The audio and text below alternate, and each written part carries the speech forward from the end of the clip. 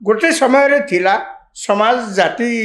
प्रथार विश्वास करुला जाति आधार समाज रे बहुत कथा होता किंतु कालक्रम देखागला ये जाति प्रकृत में आमको बहुत विपद में पकाउची हिंसाकांड ठू आरंभ करी नाना प्रकार व्यभिचार ये जाति ना चलती तेणु संविधान में जदि जाति उपर एत गुरुत्व था आपण मन मन पकातु जो भारत नुआकी जन्म नेला एवं संविधान गोटे भारत वर्ष तैयारी है सेठी से जाति भितर किसी कहना सी केवल कहते जाति कि धर्म आधार रे किसी संविधान लिखाई संविधान एक कथा किसी लिखाई केवल कौन लिखाई जाति कहले से केवल कम्युनिटी कथा लिखाई शेड्यूल कास्ट एवं शेड्यूल ट्राइब तांकरी पे केवल संरक्षण व्यवस्था अच्छी आउ कौन सी व्यवस्था नहीं किंतु ये जो नेता माने आप देखिए ओडिशा हो कि भारत वर्ष अन्य राज्य हो केवल भोट चक्कर रे लोकों को अन्य लोकों सहित लड़ेकी फायदा राजनीतिक फायदा हासिल ये आज धर्म ना संरक्षण देले कर्णाटक जमी तमिलनाडु जमी जाति आधार सब देती धर्म आधार विभिन्न राज्य में लोक यही कार्य करुँच सबू संविधान बहिर्भूत कार्य राजा स्वयं हाँ ता पूर्व मुझे खाली कहीदे ओडिशा हूँ से राज्य जो जाति फाति के राजनीति आज पर्यटन पशिनी आपड़ जाति आधार में जाकि निर्वाचन में कैंपेन करेंगे भावे आप लोक भोट देवे कहीं भोट देवे ओडिशा रे जाति आधार राजनीति ए पर्यंत कह गले कौली ना किए कौटी से कथा कह कि नेता अच्छा रणेंद्र प्रताप साई भाई जो माने जाति कथा को बहुत उठाती ओबीसी एते बहुत इंपोर्टेंट कथा से कहते हैं ओडिशा को स्वतंत्र पायार मान्यता मिलू से केंद्र सरकार के पाखे दाबी करने से गोटे बहुत बड़ा कथा कहते उचित कि नुह हठात एखना रणेंद्र प्रताप साईकर दल सरकार रु गला परे विरोधी आसन में बसला परे हठात रणेंद्र प्रताप साईकर ओडिशार इति इति असुविधा सब अच्छी एक कथा मन पड़ा से विव्रत तांको दल सभापति की चिठी केमती लिखिले क्यों कारण थे आज्ञा बीजेडी दल 24 वर्ष शासन में थिला बीजेडी दल रे जतले सरकार रे थिला तेतले राजा स्वाई खाली विधायक नथिले मंत्री भी थिले सेतबेले आपन तांको केबे पदुटिए कहिबार एई ओबीसी कथा कहिबार सुनिछन ए चिठी से कौन लिखछथि ना ओबीसी मानक सबुठु बेसी नेग्लेक्टेड कम्युनिटी कौन सब लिखछन ताले सी चिठी कहीं लिखुଛନ୍ତି सी जागिर नवीन पट्टनायक पचार ना जे आज्ञा आपण मुख्यमंत्री थे 24 वर्ष पर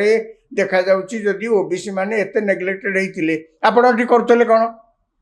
से कथा सी दलर नेता सीना पचारे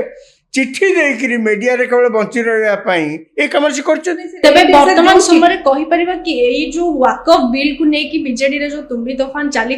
बयानबाजी चली वरिष्ठ बीजेडी नेता माने केवल लाइमलाइट रे रहिया पई हाइलाइट हबा संपूर्ण लाइमलाइट रे तो सामान्यतम संदेह नहीं सी कौन लिखते चिठी जे दल सब बेले सेकुलर पॉलिसी रे विश्वास कर किए कहले दल विश्वास करनी बोली आज्ञा भारत वर्ष जिते राजनीति कहले जो लाइमलाइट रे रहिया पई चाहउछथि सेटा सर आपण टिके हमर राजनीति की देखंतु पूर्व राजनीति को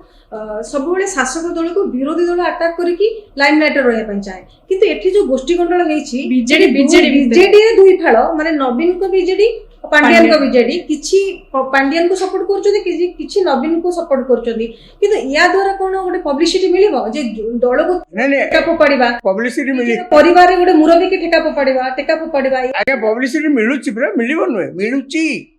आप देखुना गला किसी दिन है टेलीविजन चैनल आप खोलीदेला मात्रे खबर कागज पृष्ठा खोलीदेला मात्रे से गंडगोल विषय आज ये बयानबाजी कले विरुद्ध में सी आज चिठी लिखले से मेमोरांडम देला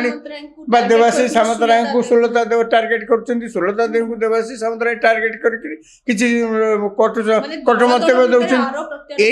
आप जो कहते सी कौन हम बोली नुहे हूँ से तो बंची रही किंतु आप देखु ये तमाम लोग जेतिक बयानबाजी कर चिठी पत्र दौरान ये किछि दिन पर्यंत एमती यही कम कर बंची रे तार कारण कौन जानते उभे जी तार कारण कौन जानते तार कारण हूँ ए पर्यंत नवीन पट्टनायक कथा कि शुणिले ये जाऊँच भेटुंट कहीं आप निष्पत्ति बदलैले पचार नवीन पट्टनायक किसी कहना नवीन पट्टनायक किसी कहना एक ଦୁଇରେ ନବୀନ ପଟ୍ଟନାୟକ ଶାସନକୁ ଆପଣ ଆଜି ଦେଖିଲେ ମୂଳରୁ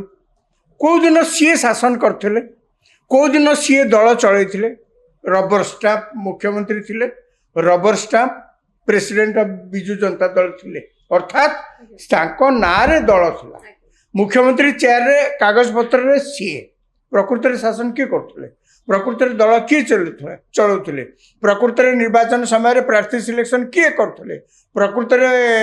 ନିର୍ବାଚନ ପ୍ରଚାର କିଏ କରୁଥିଲେ, ନିର୍ବାଚନ ପ୍ରଚାରର ମଙ୍ଗ କିଏ ଧରୁଥିଲେ, ଆପଣ ପରା ନିଜେ ଦେଖିଛନ୍ତି। ଏ ପାଣ୍ଡିଆନ କରୁଥିଲେ କି ନାହିଁ, ଏବେ ମନା କରିପାରିବେ? ସେ ଏବେ ବି କରୁଛନ୍ତି ବୋଲି ତ କୁହାଯାଉଛି। ବାସ୍ ସିଏ କରୁଥିଲେ। ତାଙ୍କ ପୂର୍ବରୁ କିଏ କରୁଥିଲେ?